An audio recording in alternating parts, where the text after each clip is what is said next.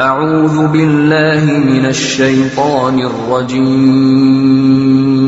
بسم الله الرحمن الرحيم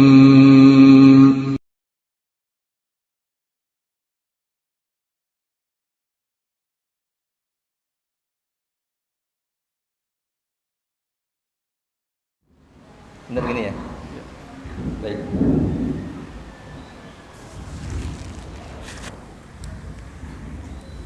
Nih, mohon maaf Pak ya, sambil saya rekam sekaligus di live di Facebook.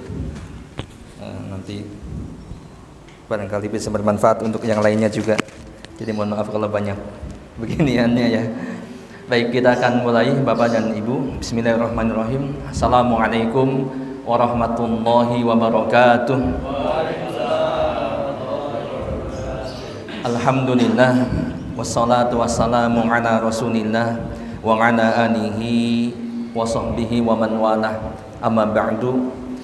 Bapak-bapak, ibu-ibu hadirin yang insyaallah dimuliakan Allah Subhanahu wa taala. Alhamdulillah Pak, Bu ya, di pagi hari ini Allah izinkan kita untuk sejenak berkumpul, bersimpuh, duduk dalam rangka untuk taqarrub, yaitu mendekatkan diri kepada Allah dengan satu amal yang sangat agung, yang sangat mulia, amal yang sangat besar. Namun sedikit sekali ya, atau sedikit orang yang menyadari, memahami akan besarnya, mulianya amal ini. Amal apa Pak, Bu? Amal talabul ilmi, menuntut ilmu, mendengarkan ilmu, menyimak ilmu. Menyimak ilmu. Baik, Bapak dan Ibu yang insyaallah dimuliakan Allah Subhanahu wa taala. Di hari ini kita akan bersama-sama menyimak satu pembahasan tentang keutamaan mengikuti Rasulullah sallallahu alaihi wasallam. Ya, suaranya bisa disimak atau jelas ya? Enggak apa sih namanya? Tabrak-tabrakan gitu enggak ya? Enggak. Baik. Keutamaan mengikuti Rasulullah sallallahu alaihi wasallam. Ya. Saya akan awali bahwa seorang muslim itu kan harus memenuhi berapa? Rukun Islam ada berapa? Hah? Ada 5, betul bapaknya. Tapi ada yang ragu 5 apa 6 gitu ya. Kan sering ya, Masya Allah ya. Sering ada apa sih namanya? Begitu ditanya, Pak, rukun Islam ada berapa? Ada yang jawab 5, ada yang jawab 6. Giliran bener 5 suruh nyebutin apa saja rukun Islam ya, bingung, ada yang sampai kemana-mana gitu ya. Iya, seorang muslim dikatakan muslim kalau dia memenuhi 5 rukun Islam. Yang pertama apa? Syahadat alla ilaha illallah wa anna muhammadar rasulullah. Ini yang paling pertama dan paling utama, gitu kan? Setelah itu sholat, puasa, zakat, haji jika mampu, kan begitu. Baik, di dalam syahadat ini kan ada ikrar, persaksian, ya, dari kita. Yang pertama bahwa kita mengakui atau menyaksikan, bersaksi bahwa Allah adalah tidak ada ilah yang berhak untuk diibadahi selain Allah. Ya, ini la ilaha illallah. Yang rukunnya itu ada 2. Rukun la ilaha illallah atau syahadat la ilaha illallah, rukunnya ada 2. Yang pertama apa? Yang pertama adalah an-nafyu, yaitu menafikan atau penafian. Ini terdapat dalam kalimat la ilah. La ilah. Tidak ada ilah. Ya, kalau bahasa kita sering diartikan tidak ada Tuhan, gitu kan? Ini penafian, an-nafyu. Rukun yang kedua, dan dua-duanya ini harus ada, yaitu al-isbat. Al-isbat itu penetapan. Terdapat pada kalimat yang selanjutnya, yaitu illallah. Yang pertama tadi apa? La ilah. Tidak ada ilah. tidak ada sesembahan, tidak ada Tuhan. Kemudian ditetapkan, ya, dikokohkan dengan illallah, kecuali Allah. Yang maknanya semuanya keseluruhannya adalah tidak ada ilah yang berhak untuk diibadahi selain Allah.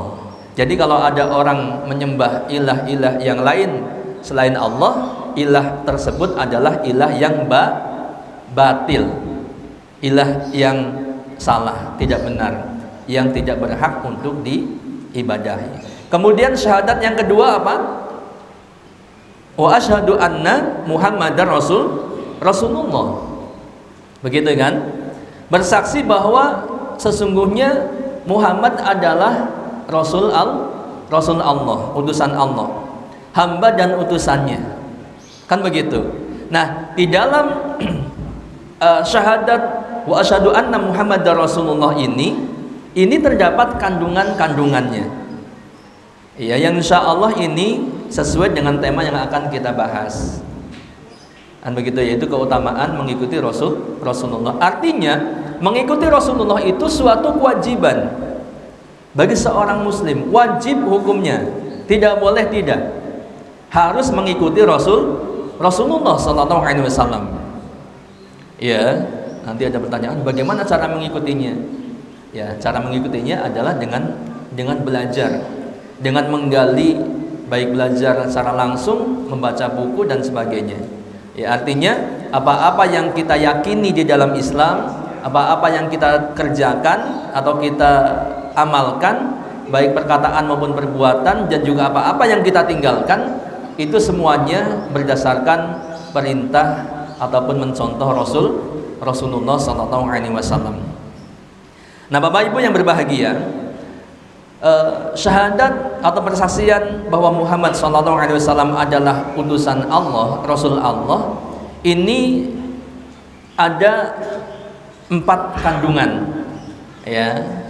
Ada 4 kandungan di dalamnya. Yang pertama adalah ta'atuhu fima amaro. Jadi kalau kita sudah berikrar bahwa Nabi Muhammad adalah utusan Allah, maka kita harus ta'atuhu fima amaro, yaitu mentaati apa yang diperintahkannya. Ya, walaupun nanti kemudian perintah itu kan ada wajib dan ada sunnah. Walaupun asalnya perintah adalah wajib, kecuali ada dalil yang mengatakan ketidakwajibannya atau statusnya menjadi sunnah, begitu. Jadi kita harus mentaati apa yang diperintahkan oleh Rasulullah SAW. Yang pertama. Yang kedua, wa tasdiquhu fima akhbaro. Tasdik, ya, membenarkan apa-apa yang dikabarkan oleh Rasulullah Sallallahu Alaihi Wasallam. Ya, kalau kita sudah bersaksi bahwa Rasulullah Muhammad adalah Rasulullah Sallallahu Alaihi Wasallam, maka kita wajib membenarkan semua yang dikabarkan oleh Rasulullah Sallallahu Alaihi Wasallam, walaupun kita tidak pernah mengalaminya, tidak pernah melihatnya. Kan banyak sekali ya kabar-kabar dari beliau Sallallahu Alaihi Wasallam, apa-apa yang tidak pernah kita alami dan tidak pernah kita saksikan. Begitu kan? Ya, khususnya adalah kabar-kabar tentang kehidupan akhirat. Kalau itu datang dari Nabi, maka wajib kita apa? Membenarkannya. Ya, begitu. Ini yang kedua. Yang ketiga kandungannya adalah wajtinabu manaha anhu wa zajaru, yaitu menjauhi, meninggalkan apa-apa yang dilarang oleh beliau dan dicegahnya. Ini diantara kandungan syahadat Muhammadar Rasulullah. Menjauhi apa-apa yang dilarang oleh Rasulullah dan apa-apa yang dicegah oleh Rasulullah Sallallahu Alaihi Wasallam. Ini kalau kita mengaku sebagai seorang Muslim, ketika Rasulullah melarang A, B, C, maka kita tinggalkan. Iya, melarang begini, melarang begitu, maka kita tinggalkan. Dan kemudian yang keempat kandungannya adalah wa ala yu'badallah illa bima syara', ya, dan tidak beribadah kepada Allah kecuali dengan apa yang disyariatkan melalui Rasulullah sallallahu alaihi wasallam. Mencukupkan ibadah kita sesuai dengan apa yang dicontohkan ataupun diperintahkan oleh Rasulullah sallallahu alaihi wasallam. Ini diantara kandungan daripada syahadat wa asyhadu anna Muhammadar Rasulullah sallallahu alaihi wasallam. Baik, Bapak dan Ibu yang insyaallah dimuliakan Allah Subhanahu wa taala. Nah, kandungan-kandungan tersebut tadi yang ada 4 saya sebutkan, ini terangkum dalam satu istilah pendek, yaitu ittiba'un Nabi sallallahu alaihi wasallam. Yaitu ittiba. Ya, ittiba itu maknanya adalah mengikuti Rasulullah sallallahu alaihi wasallam. Ya, mungkin sebagian dari jamaah fokus Fajri Tangerang anak rasa sudah biasa mengenai istilah ini, dan yang lain pun saya rasa juga sudah menjadi hal yang biasa. Jadi ittiba'un Nabi, mengikuti Rasulullah sallallahu alaihi wasallam. Ya, ini suatu kewajiban. Ya. Baik, ini adalah suatu hal yang sudah dimaklumi bahwa ini sebuah kewajiban yang harus ditegakkan. Ya, seperti tadi yang disampaikan kan kandungannya. Kalau kita meyakini bahwa Muhammad adalah Rasul Allah, utusan Allah, ya tadi kita harus apa? Yang pertama harus melaksanakan perintah-perintahnya. Walaupun nanti ada rincian, ada wajib, ada sunnah, gitu kan? Yang kedua, kita harus membenarkan semua yang dikhabarkan oleh Rasulullah. Tidak boleh mendustakan. Ya. Kemudian yang ketiga, ketika Rasulullah melarang sesuatu, maka kita harus meninggalkannya. Dan yang keempat, kita tidak beribadah kepada Allah kecuali dengan apa yang disyariatkan oleh Rasulullah sallallahu alaihi wasallam, yang tentunya itu adalah dari Allah Subhanahu wa taala. Dan ini suatu kewajiban. Ya, sebagai seorang muslim ini sudah menjadi hal yang maklum, yang sudah diketahui, ini kewajiban. Nah, maka di sini akan ada banyak sekali keutamaan yang di situ berarti kita diperintahkan untuk mengikuti Rasulullah sallallahu alaihi wasallam. Ya, keutamaan mengikuti Rasulullah sallallahu alaihi wasallam. Baik. Kemudian Bapak dan Ibu yang insyaallah dimuliakan Allah Subhanahu wa taala. Yang selanjutnya, ruang lingkup ittiba, pengikutan kepada Rasulullah itu lingkupnya itu di mana saja sih? Kan gitu ya kalau bahasa kita mudahnya. Jadi di antara lingkupnya, ruang lingkupnya itu adalah dalam masalah akidah, kemudian dalam masalah akwal ataupun perkataan-perkataan beliau, dalam masalah af'al, perbuatan-perbuatannya, dan juga dalam masalah at-tark atau at-tarkun, yaitu apa-apa yang beliau cegah atau beliau tinggalkan. Dalam masalah akidah kita wajib kudu ya harus mengikuti Rasulullah sallallahu alaihi wasallam. Artinya apa? Bahwa kita harus berakidah seperti Rasulullah sallallahu alaihi wasallam berakidah, berkeyakinan. Kan begitu ya? Ini wajib. Yang kedua dalam masalah perkataan atau akwal. Ya, kita pun ittiba kepada beliau. Ya, artinya apa? Artinya kita melaksanakan apa yang beliau sallallahu alaihi wasallam katakan ataupun perintahkan melalui lisan beliau yang mulia sallallahu alaihi wasallam. Contoh ketika beliau mengatakan shollu kama ra'aitumuni usolli. Salatlah kalian sebagaimana aku salat. Ini kan melalui lisan beliau ya. Maka kita pun salat sebagaimana Rasulullah sallallahu alaihi wasallam salat. Mulai dari takbiratul ihram, Allahu akbar, gitu kan. Nanti setelah itu ada yang wajib dibaca, ada yang sunnah hukumnya dan seterusnya. Itu kita ikutin seperti itu. Artinya kita tidak boleh sholat kemudian beda dengan apa yang Rasulullah kerjakan. Gak boleh ya. Terus kemudian kita berpikir kalau gitu sholat menurut saya sholat itu lebih baik dari bawah dulu gitu. Ya tahu-tahu Allahu Akbar langsung sujud. Ini boleh nggak? Ya nggak boleh. Berarti ini tidak mengikuti Rasulullah SAW. Begitu ya. Nah ini. Kemudian dalam masalah af'al, perbuatan-perbuatan pun begitu. Ketika Rasulullah melakukan suatu perbuatan, kita ikuti. Ya, walaupun tadi ada nanti hukumnya nanti beda-beda. Bukan berarti semuanya harus maksain, semuanya harus persis dalam perbuatannya seperti Rasulullah SAW. Padahal kita nggak mampu. Ya, padahal itu bukan suatu hukumnya yang wajib mutlak gitu ya. Akan tetapi kalau diikutin adalah suatu kebaikan atau suatu sunnah dan bernilai pahala. Begitu ya. Nah kemudian masalah apa yang ditinggalkan oleh beliau itu pun kita harus ikutin.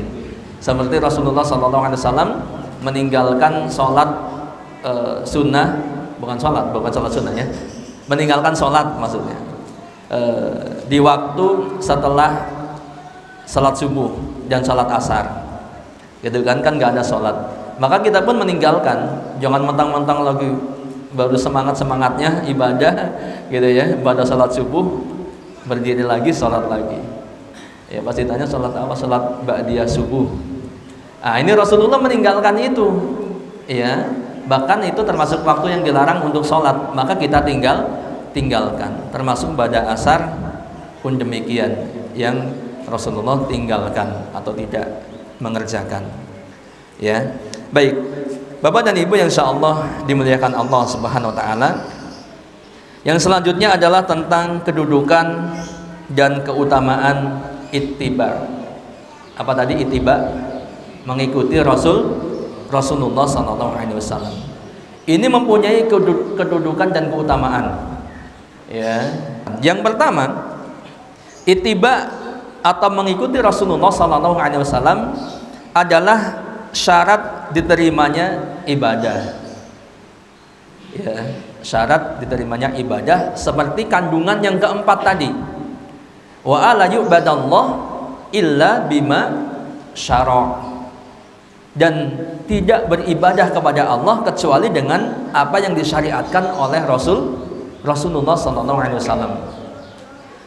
Jadi kalau ada orang beribadah kepada Allah dengan apa yang tidak disyariatkan oleh Rasulullah, maka berarti tidak dianggap atau tidak diterima. Ya, contoh ada orang, misalkan contoh yang mudah ya, salat subuh yang disyariatkan oleh Rasulullah kan berapa rakaat? 2 rakaat. Iya. Walaupun kita masih muda, gitu ya, boleh nggak 4 rakaat? Nggak boleh, karena syariatnya tidak atau bukan 4 rakaat. Walaupun isinya bagus gitu kan, salatnya dan sebagainya. Nah, jadi ini syarat diterimanya ibadah. Ya. Rasulullah SAW bersabda, hadis ini sahih, hadis riwayat Muslim. Man 'amila 'amalan laisa 'alaihi amruna fahuwa raddun. Ya. Tentunya ya ini kita tadi ya harus meyakini apa yang disampaikan oleh beliau adalah suatu kebenaran, karena memang kandungan daripada tadi Muhammad Rasulullah, kita harus menerima kabar yang disampaikan oleh beliau. Beliau mengatakan, barang siapa yang mengerjakan suatu amal perbuatan yang tidak berdasarkan ketentuan dari kami, ya, maka perbuatan itu, amalan itu tertolak. Nah ini dasarnya. Jadi ittiba itu salah satu syarat diterimanya ibadah. Ada 2 memang syaratnya. Ya walaupun nanti di poin yang kedua ini coba kita gali. Keutamaan mengikuti Rasulullah SAW yang kedua, bahwa ittiba atau mengikuti Rasulullah SAW adalah salah satu dari 2 pilar Islam. Salah satu dari 2 pilar Islam, yaitu ikhlas yang pertama, ya, maka ittiba kepada Rasulullah adalah yang salah satunya lagi, berarti yang kedua. Yang pertama adalah ikhlas hanya untuk Allah Subhanahu wa taala, ya, dan yang kedua adalah ittiba kepada Rasulullah SAW. Ini 2 pilar Islam. Ya, sehingga Allah berfirman dalam surat Al-Kahfi ayat 110, ayat yang terakhir. Faman kana yarju liqa'a rabbih falyamal amalan shalihan wa la yusyrik bi ibadati rabbih ahada. Ya, sudah setengah hafal kan? Setiap Jumat, malam Jumat dibaca ya. Dibaca apa enggak? Dibaca ya insyaallah ya. Nanti kalau belum baca, jadi setiap malam Jumat atau setiap hari Jumat ya disunahkan membaca surat Al-Kahfi. Surat yang keberapa? Ke-18. Berarti sudah biasa baca ya. Surat yang ke-18. Ayatnya ada berapa? 110. Berapa lembar? 4 sampai 5. Nanti dicek aja, Anda juga enggak hafal. Gitu. Ya. Nah, di ayat yang terakhir ini Allah berfirman, "Faman kana yarju liqa'a rabbih." Barang siapa yang ingin bertemu dengan Rabb-nya pada hari kiamat nanti, artinya dia masuk surga. Ya, dia selamat. Maka kata Allah, "Falyamal amalan shalihan." Maka hendaknya dia mengerjakan amal saleh. Bapak dan Ibu yang berbahagia, kita kan sering ya sering mengucapkan kata-kata ini, amal saleh. Bahkan kalau dapat duit misalkan ya rezeki anak soleh gitu, rezeki anak soleh, amal yang soleh, anak yang soleh, amal yang soleh. Amal kan ada soleh, ada nggak soleh gitu kan. Yang dimaksud dengan amal soleh yang seperti apa? Ya diantaranya adalah amal yang seperti dicontohkan oleh Rasulullah SAW atau yang diperintahkan, kan begitu ya. Ini amal soleh. Jadi siapa yang ingin bertemu dengan Allah nanti, artinya dia masuk surga, dia selamat di akhiratnya, falyamal amalan shalihan. Maka hendaknya dia mengerjakan amal saleh, yaitu amal-amal yang seperti dicontohkan oleh Rasulullah SAW. Wala yusyrik bi ibadati rabbih ahada. Dan dia tidak mempersekutukan seorang pun dalam beribadah kepada Rabb-nya. Dua pilar. Yang satu amal soleh, yaitu mengikuti Rasulullah SAW. Yang satunya lagi atau yang pertama dibalik, yaitu ketika beribadah kepada Allah, dia ikhlas atau memurnikan ibadahnya hanya kepada Allah, bukan tercampuri dengan unsur-unsur yang lain, baik riya ya ataupun syirik, musyrik, beribadah kepada selain Allah. Ada nggak orang yang begitu, Pak? Orang beribadah kepada Allah tapi beribadah kepada yang lain, ada nggak? Banyak, ya banyak sekali. Nah, karena kurangnya ilmu, tapi mereka merasa bahwa dia berada di atas kebenaran. Ya, karena kurangnya ilmu dan hidayah belum masuk. Ketika kita sampaikan kebenaran atau ketika kita nasihatin baik-baik pun belum menerima. Maka bersyukur kepada Allah karena ini sesuatu yang sangat besar, yaitu tauhid, mentauhidkan Allah, beribadah hanya kepada Allah. Kita bersyukur kepada Allah, diberi hidayah itu mahal sekali Pak harganya. Seberapapun kayanya kita, suksesnya kita di dunia, kalau kita masih berbuat syirik, apalagi mati sampai dalam keadaan musyrik, maka celaka. Kebahagiaan dunia, kesuksesan dunia, kemegahan dunia sama sekali nggak akan berbekas ketika sebentar saja ya manusia dicelupkan ke dalam api neraka. Dan dosa syirik adalah dosa yang paling besar, kezaliman yang paling besar, sebab yang paling utama kekal di dalam neraka. Maka nggak ada gunanya sukses di dunia kalau dia masih musyrik. Nah ini sehingga kita bersyukur ya diberikan hidayah tauhid. Apalagi setelah itu kemudian rajin beramal soleh, beribadah, dan juga rajin menuntut ilmu. Karena ilmu itulah yang akan menjaga kita, Bapak dan Ibu. Kalau kita mau menggali keutamaan ilmu itu banyak sekali, Pak. Di antaranya bedanya ilmu sama harta. Ada yang tahu apa? Bedanya ilmu sama harta? Ya beda, tulisannya beda gitu kan. Iya, maksudnya begini. Kalau ilmu itu menjaga pemiliknya. Ya contoh, saya orang punya ilmu dan punya harta, contoh ya. Ilmu itu menjaga pemiliknya, sedangkan harta itu harus dijaga oleh pemiliknya. Betul nggak? Iya, sampai-sampai kalau rumahnya bagus, ya bagus dikit aja. Ya udah lengkap, udah di gerbang, gerbangnya tinggi banget, atasnya juga lancip-lancip, ada apa namanya kawat berdurinya, tapi masih harus ada satpamnya. Kenapa? Untuk menjaga hartanya, kan gitu ya. Ini harta. Ya sampai-sampai nggak nyenyak tidur gitu kan. Karena apa? Takut hartanya dirampas orang. Satpamnya nggak cukup satu. Ya CCTV di mana-mana gitu ya. Kan begitu, untuk menjaga harta. Sedangkan ilmu dia akan menjaga pemiliknya. Ya. Beda antara orang yang berilmu dengan orang yang tidak berilmu. Cara berjalannya saja beda. Cara keluar masuk masjid beda. Ya, cara keluar masuk kamar mandi beda. Cara makan minum beda nggak? Pasti beda gitu. Walaupun mungkin kebenaran saja sama, tapi pasti akan ada bedanya. Ya, cara bermuamalah dengan istrinya, dengan keluarganya itu beda. Ya. Kalau orang yang berilmu mungkin sebentar-bentar sama istrinya marah-marah. Ini kalau yang ngaji di sini, nih ibu, kalau masih marah-marah berarti ini ada apa-apanya nih. Sebab Rasulullah pernah mengatakan khairukum li ahli. Sebaik-baik kalian adalah orang yang paling baik terhadap keluarganya, terhadap istrinya. Kalau sebentar-bentar marah, oh ini harus diperbaikin ya, bapak-bapak. Apalagi ibu-ibunya, naudzubillah min dzalik, kalau marah-marah sama bapaknya, suaminya. Jangan sampai, Bu. Ya, jangan sampai. Ini durhaka. Dosa besar marah kepada marah yang tanpa alasan, tanpa dibenarkan. Kalau marah yang benar ya mungkin dibenarkan. Kalau ternyata suaminya berbuat maksiat ya harus marah. Cuman caranya juga harus benar gitu ya. Jangan asal-asalan.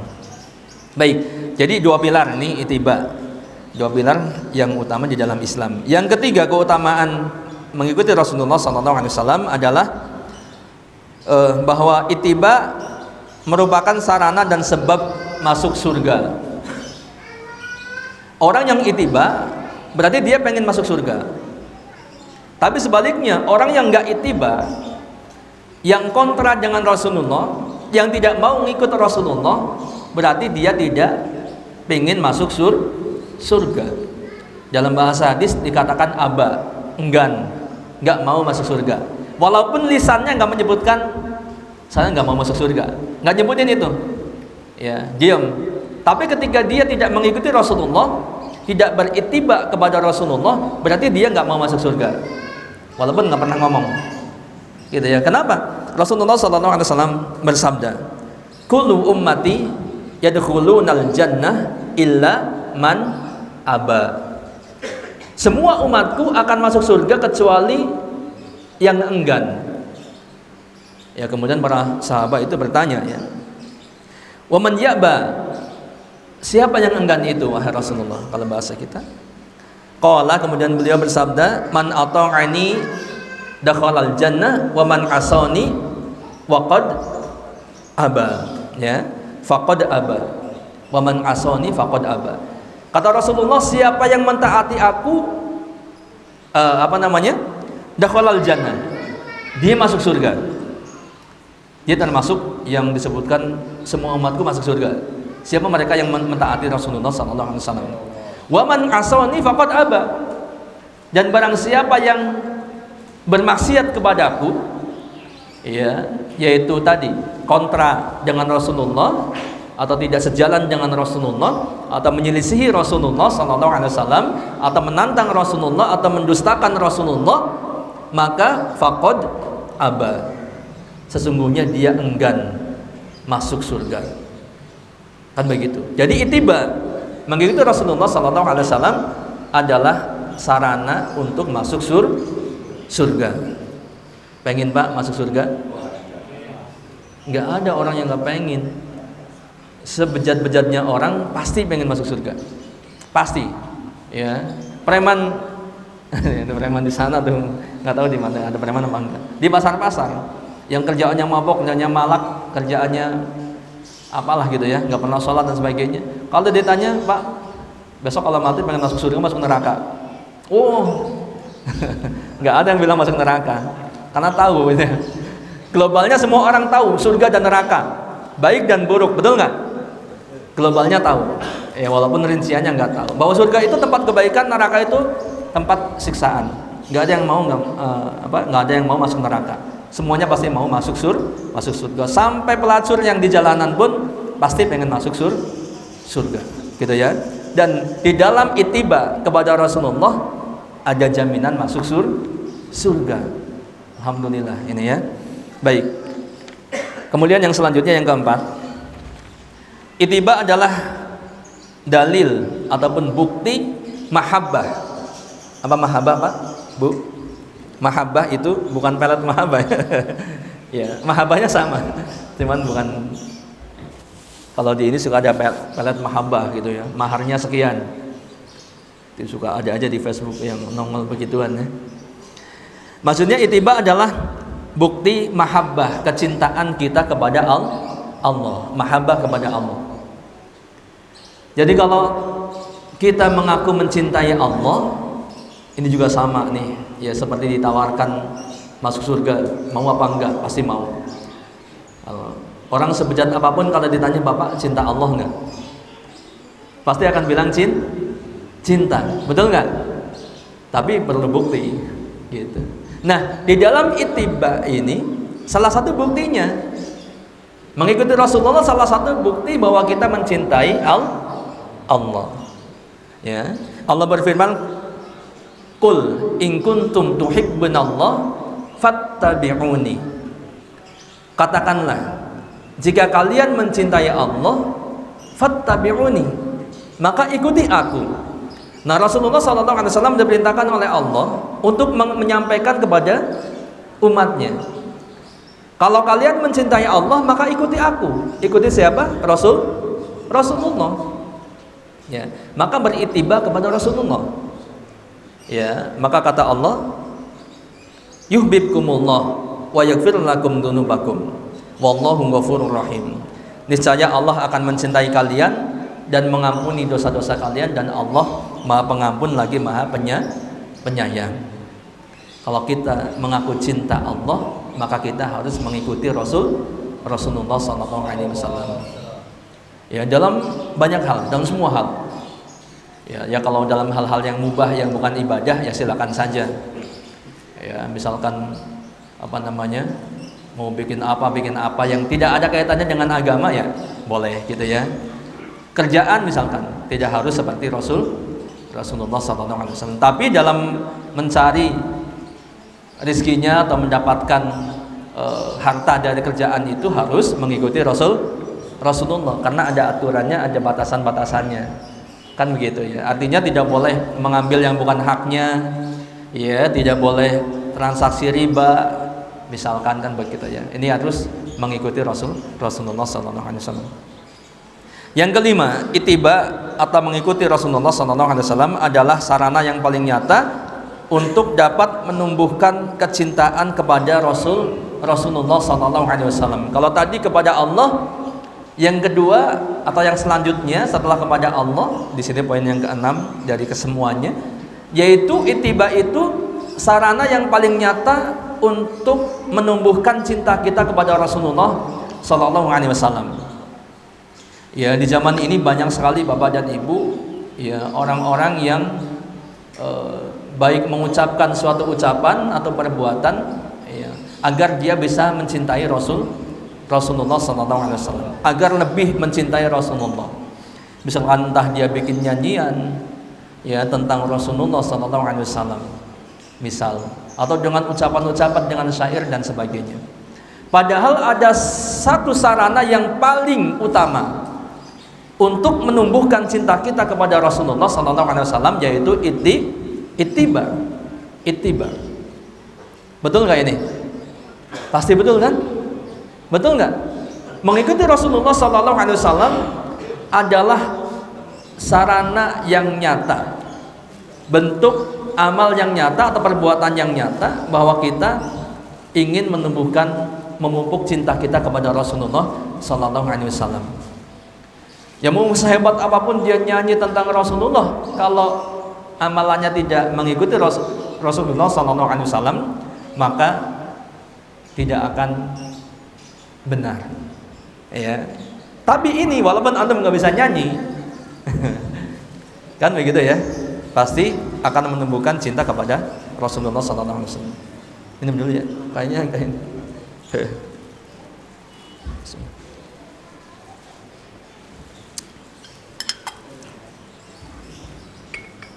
Nah, hadirin juga boleh sambil minum sambil makan, nggak apa-apa ya. Baik, Pak, ada satu kisah. Oke, sebelum kisah ini tentang Umar bin Khattab yang mungkin Bapak dan Ibu juga sudah pernah mendengar, ada sebuah hadis dari Nabi SAW. Hadis ini riwayat Bukhari.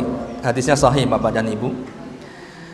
Beliau bersabda, la yu'minu ahadukum hatta akuna ahabba ilaihi min walidihi wa waladihi wan nasi ajma'in. Tidak beriman, la yu'minu, tidak beriman, maksudnya tidak beriman dengan sempurna, dengan keimanan yang sempurna. Bukan berarti orang ini kafir. Ada ya banyak orang yang banyak hadis yang mengatakan la yu'minu, tidak beriman ya, akan tetapi jangan langsung kemudian memvonis bahwa orang itu kafir. Sebab yang dimaksud di sini adalah tidak beriman dengan keimanan yang sempurna. Ya. Apa kata Nabi SAW? Hatta akuna ahabba ilaihi min walidihi wa walidihi wan nasi ajma'in. Sampai aku, kata Rasulullah, lebih dia cintai. Perhatikan bapak-bapak, khususnya ibu-ibu, ya, tidak beriman dengan keimanan yang sempurna, sampai Rasulullah lebih kita cintai daripada anak kita sendiri, ya, orang tuanya dan seluruh manusia.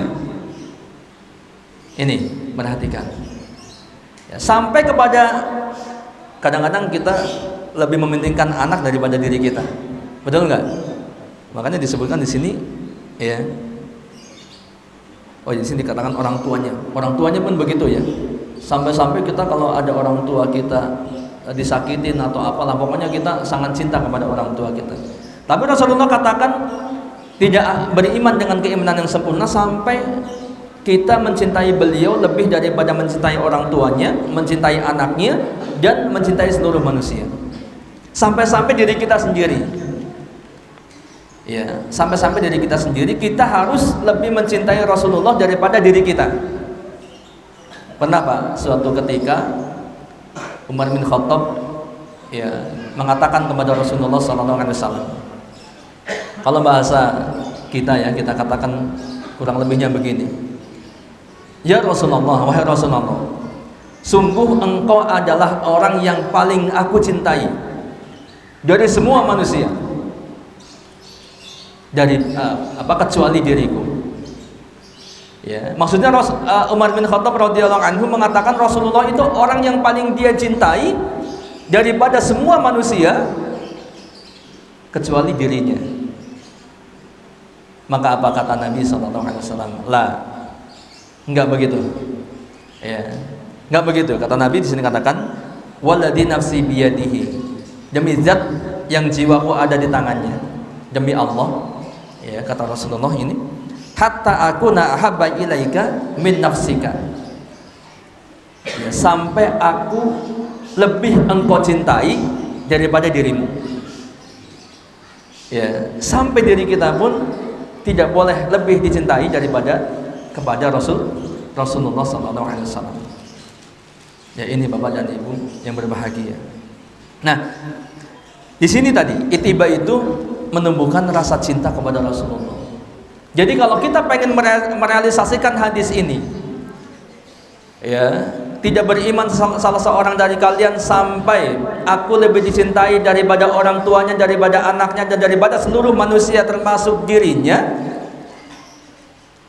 sarana yang paling tepat, yang paling utama adalah berittiba kepada Rasulullah SAW. Ya, semua yang kita amalkan semuanya berdasarkan apa yang diperintahkan oleh Rasulullah SAW, sampai kalau bisa semuanya mirip dengan Rasulullah, itu masya Allah. Ya, ini luar biasa. Baik, yang keenam, saya singkat ya, takut kelamaan. Pak Ustaz, nanti diingetin ya, kalau nggak ada jam soalnya. Baik, saya singkat 2 poin lagi ini dari materi ini, insya Allah ya. Kemudian keutamaan yang selanjutnya, ittiba adalah sarana untuk merealisasikan ketaatan kepada Rasulullah dan upaya untuk menghindarkan diri dari ancaman akibat melalaikan ketaatan tersebut. Jadi ini ittiba adalah sarana untuk merealisasikan atiullah wa atiur rasul, ketaatan kepada Allah dan kepada Rasul. Ya, dan juga sarana untuk menghindarkan diri dari ancaman ketika kita ketika seseorang menyelisihi Rasulullah SAW. Ada ancamannya. Jadi bukan boleh atau apa namanya ya, nggak ada ancamannya gitu, atau boleh, silakan saja, bebas. Ya, kita sebagai seorang muslim bebas lah mau ngapain, nggak usah pakai Rasulullah segala deh. Tujuannya beda, udah jauh gitu. Nggak boleh begitu. Ya, ini harus berdasarkan ittiba. Ya. Baik, di antara ancamannya ketika kita menyelisihi Rasulullah adalah dalam surat An-Nisa 115, dan dalam ayat yang lain juga nanti bisa digali, banyak atau ada ancaman ketika kita menyelisihi Rasulullah sallallahu alaihi wasallam.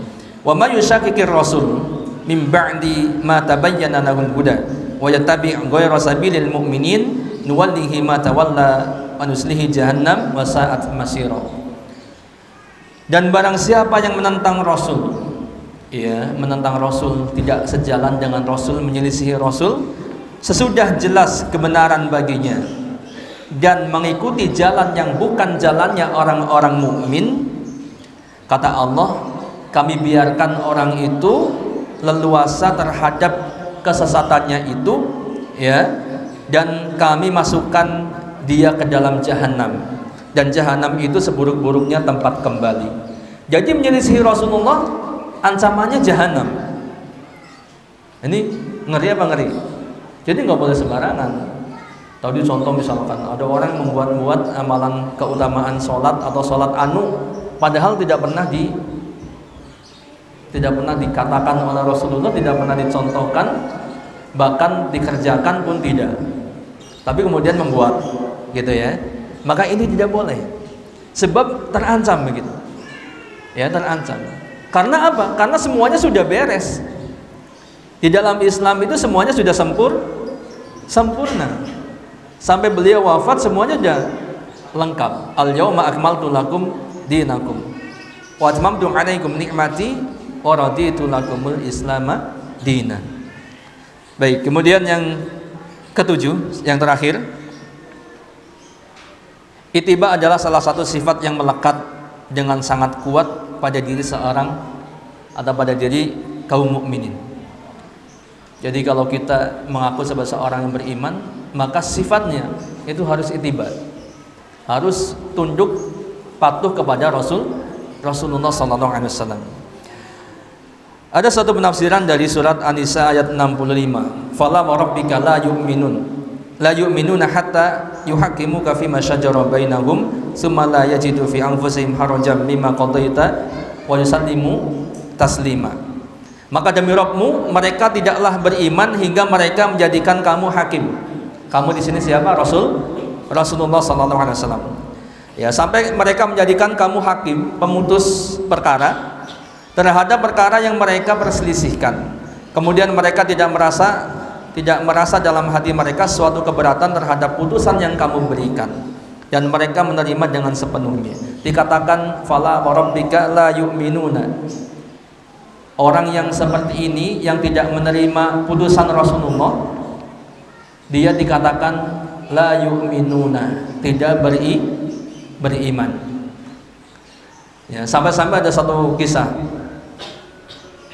saya lupa nama orangnya di waktu itu ya. Katakanlah kita A dan B gitu ya. Kita ambil ibrahnya saja. Kalau siapa orangnya kita nggak begitu penting yang dalam tanda kutip. Dua orang ini berselisih mengenai mengalirkan air ke kebunnya atau ke sawahnya. Ya. Kemudian berselisih.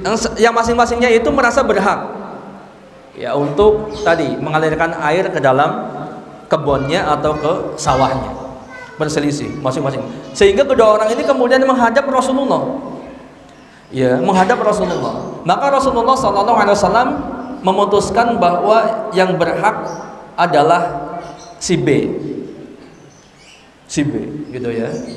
Maka si A kemudian kecewa, nggak puas dengan putusan Rasulullah SAW, putusan perkara yang diberikan Rasulullah SAW. Maka si A bilang kepada si B, ayo, ya, saya nggak puas dengan apa yang diberikan Rasulullah, apa yang diputuskan oleh Rasulullah. Ayo kita menghadap kepada Abu Bakar, menghadap dua-duanya kepada Abu Bakar. Wahai Abu Bakar, ya kasusnya begini. Ya, saya minta pendapat Anda. Ya, maka Abu Bakar bertanya, ya, dia bilang kedua orang ini bilang kasus ini sudah saya sampaikan kepada Rasulullah dan Rasulullah mengatakan demikian. Maka jawaban Abu Bakar apa? Ya, keputusannya adalah seperti apa yang diputuskan oleh Rasulullah Sallallahu Alaihi Wasallam. Ini Abu Bakar, ya, ini orang ini. Lagi-lagi si A nggak puas karena keputusannya sama. Yang memenangkan adalah siapa? Si B, kan begitu ya. Si A nggak puas lagi, nggak puas dengan Rasulullah dan Abu Bakar. Dia mengajak aja menghadap ke Umar. Datanglah kepada Umar, ya, datang menyampaikan hal yang sama. Ya, maka Umar bertanya kepada kedua orang ini, apa keputusan Rasulullah SAW? Dia mengatakan Rasulullah memberikan keputusan yang berhak adalah si B. Saya yang berhak, si B bilang gitu. Ya kurang lebihnya begitu. Maka kata Umar, ya, ketika ini pun Umar pun mengatakan bahwa keputusannya seperti apa yang diputuskan oleh Rasulullah. Dan orang ini kemudian tidak puas juga, ya nggak mau nerima. Maka Umar radhiyallahu an masuk ke dalam rumah dan kemudian membawa sebilah pedang. Ya, maka ditebas orang ini.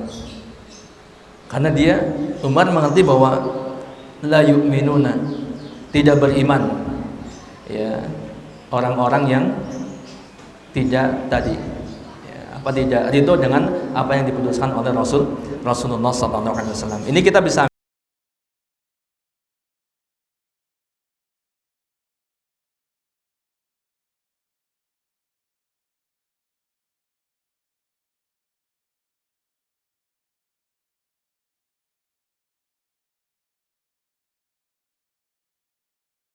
ini yang dapat disampaikan, mudah-mudahan bermanfaat. Kalau terlalu banyak nanti malah tidak ada yang terserap ya, begitu ya.